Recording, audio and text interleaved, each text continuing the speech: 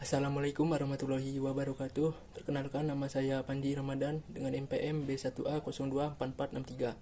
Baiklah, pada hari ini saya akan mempresentasikan hasil dari infografi saya yang berjudul Teori Kejahatan. Ada beberapa materi yang saya ingin sampaikan. Yang pertama yaitu pengertian kejahatan.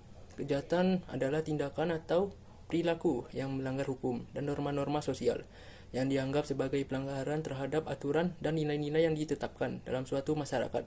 Kejahatan biasanya diatur dalam hukum pidana dan dapat dikenai sanksi atau hukuman.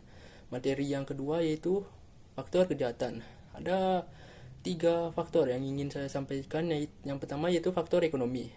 Faktor ekonomi biasanya dari kemiskinan, pengangguran, dan kesulitan ekonomi dapat mendorong sebagian orang melakukan kejahatan.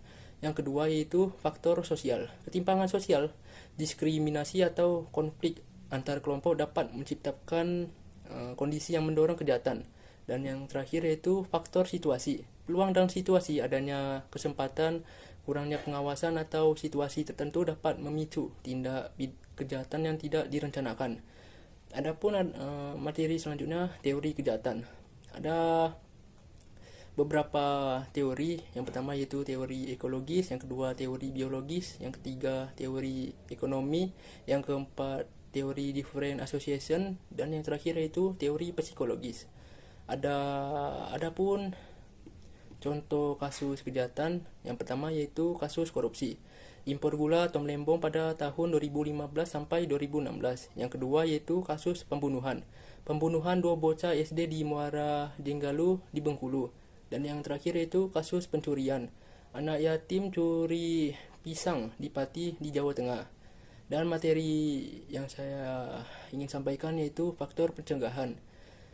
Untuk pencegahan agar masyarakat tidak melakukan kejahatan, yang pertama yaitu edukasi yang dilakukan oleh polisi kepada masyarakat. Yang kedua, memperluas lapangan pekerjaan. Yang terakhir, memperketat keamanan sekitar seperti patroli malam dan memasang CCTV. Mungkin itu saja yang saya dapat sampaikan. Kalau ada salah kata, saya meminta maaf. Saya akhiri. Wassalamualaikum warahmatullahi wabarakatuh.